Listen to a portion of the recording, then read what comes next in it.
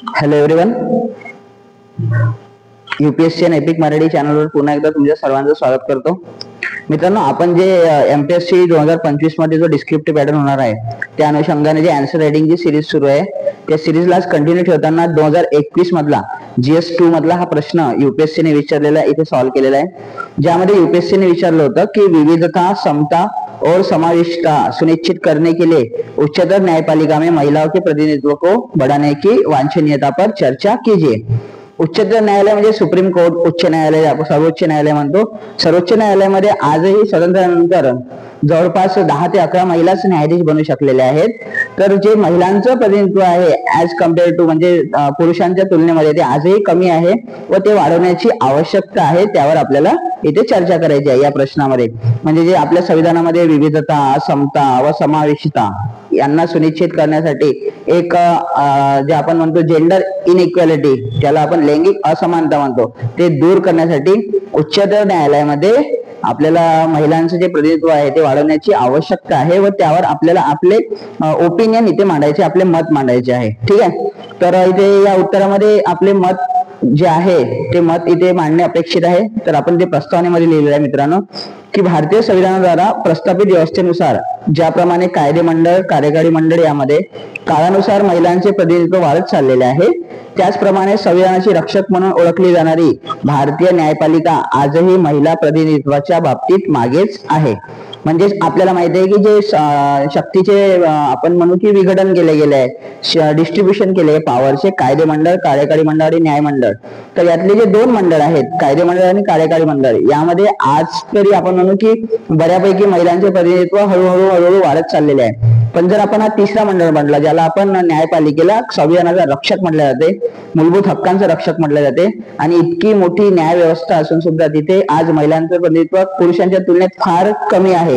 ठीक आहे. ही आपण आज प्रस्तावना मांडलेली आहे, जे प्रश्नामध्ये त्यांनी लिहिलेलं आहे. मग आपण या बॉडीमध्ये आपण त्या मी जे म्हटलेलं आहे समता, समाविष्टता व विविधता, यावर आपण इथे काही मुद्दे वेगवेगळे डायमेन्शन यूज करून काही हिस्ट्रीचे टॉपिक सुद्धा इथे लिंक करून आपण इथे मांडण्याचा प्रयत्न केलेला आहे. तर आपण इथे लिहिलंय मित्रांनो, 1947 ला भारताला स्वातंत्र्य मिळाल्यानंतर 26 जानेवारी 1950 ला देशात संविधान लागू झाले व याबरोबरच सर्वोच्च न्यायालयाची स्थापना केली गेली. आपल्या सर्वांना माहितच असेलच, 26 जानेवारी 1950 ला देशात संविधान लागू झालं आणि तेव्हापासूनच सर्वोच्च न्यायालयाची स्थापना केली गेली पूर्ण देशाकरिता. तर तेव्हापासून तर आतापर्यंत गेल्या 75 वर्षात भारताला फक्त 11च महिला न्यायाधीश मिळालेल्या आहेत. हा प्रश्न 2021 चा होता. त्यावेळेस तुम्हाला असं वाटतं की 8 ते 9 महिला न्यायाधीश होत्या. आता आपलं 2025 सुरू आहे, 4 वर्ष झाले, तर आता 2 महिला न्यायाधीश या 4 वर्षात वाढलेल्या आहेत. म्हणजे आतापर्यंत जरी पाहिलं तर 75 वर्ष आपण अमृत महोत्सव साजरा केला मागच्या वर्षीच, तर या 75 वर्षामध्ये फक्त आतापर्यंत सर्वोच्च न्यायालयात 11च महिला न्यायाधीश मिळालेले आहेत. आणि जवळपास जर पुरुषांची संख्या पाहिली तर 250 म्हणजे 250च्या वर पुरुष न्यायाधीश आपल्याला मिळाले आणि त्यांच्या तुलनेत 11 ही संख्या फार कमी आहे. ठीक आहे. तर हीच आपल्याला इथे त्यांनी या उत्तरात लिहिणे इथे अपेक्षित आहे. त्यानंतर आपण हे पण लिहिले आहे की जागतिक लोकसंख्येमध्ये प्रथम क्रमांक असलेल्या विविधतापूर्ण लोकशाही गणराज्यामध्ये सर्वोच्च न्यायालयात महिलांचे प्रतिनिधित्व इतके कमी असणे हा विचार न्यायसंस्थेच्या आणि शासन व्यवस्थेच्या कार्यक्षमतेवर तसेच नैतिकतेवर प्रश्न निर्माण करतो.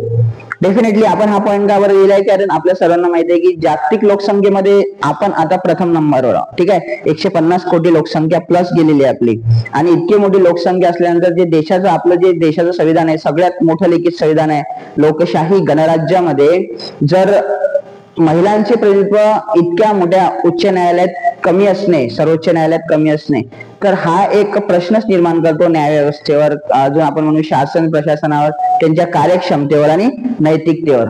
ठीक आहे.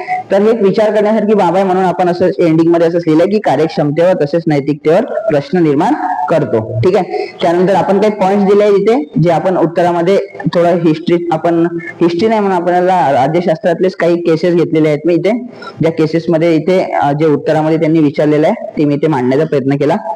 इतकेच नव्हे तर आतापर्यंतच्या सर्वोच्च न्यायालयांनी दिलेल्या ऐतिहासिक निर्णयामध्ये सुद्धा महिला न्यायाधीशांचा समावेश नव्हता.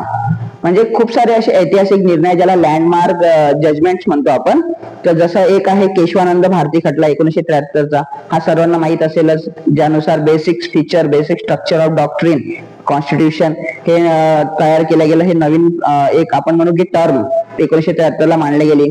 पण ही जे टर्म होती म्हणजे हे जे जजमेंट दिलं केशवानंद भारती केसेस मध्ये, तर यामध्ये मला वाटतं 13 जजेसनी जजमेंट दिलं, त्यापैकी एकही फिमेल नव्हती.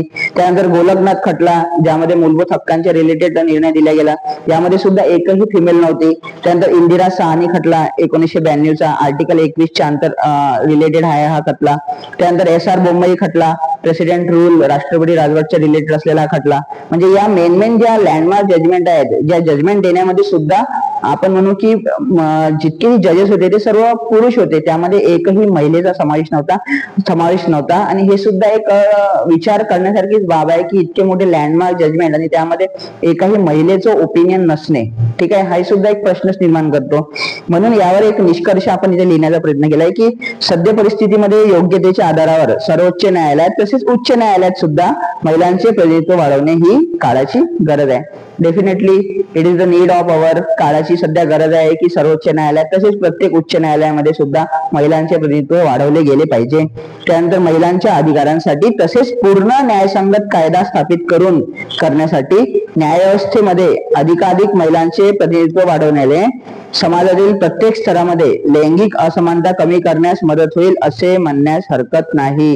म्हणजेच इथे आपण हे लिहिण्याचा प्रयत्न केलाय शेवटी निष्कर्षामध्ये की उच्च न्यायालय तसेच सर्वोच्च न्यायालयामध्ये जितक्या जास्त प्रमाणात आपण महिलांचं प्रतिनिधित्व तिथे वाढवू, तर तितक्याच लोकल लेवलवर म्हणजे छोट्यातल्या छोट्या स्तरावर समाजातील प्रत्येक स्तरावर जी लैंगिक असमानता आहे हे कुठे ना कुठे दूर होण्यास यात नक्कीच मदत होईल. आणि म्हणूनच इथे आपल्याला काहीतरी सोल्युशन्स, काहीतरी योग्यतेच्या आधारावर, परीक्षेच्या आधारावर आपण म्हणू काही वेगळ्या मार्गाने इथे महिलांचं प्रतिनिधित्व वाढवणे अत्यंत आवश्यक आहे. तर हे झालं मित्रांनो 2021 ला विचारल्या गेलेल्या या प्रश्नाचं उत्तर. आय होप तुम्हाला हे समजलं असेलच. आणि नक्कीच जर मी लिहिलेले हे जे आन्सर्स आहेत हे तुम्हाला ठीक वाटत असतील, आवडत असतील, तर माझ्या चॅनलला सबस्क्राईब करा आणि तुमच्या मित्रांपर्यंत शेअर करा जे MPSC 2025 च्या डिस्क्रिप्टिव्ह पॅटर्नला विशेष करून टार्गेट करत आहेत ते. ठीक आहे, तर भेटूया नवीन उत्तरासह लगेच. तोपर्यंत जय हिंद.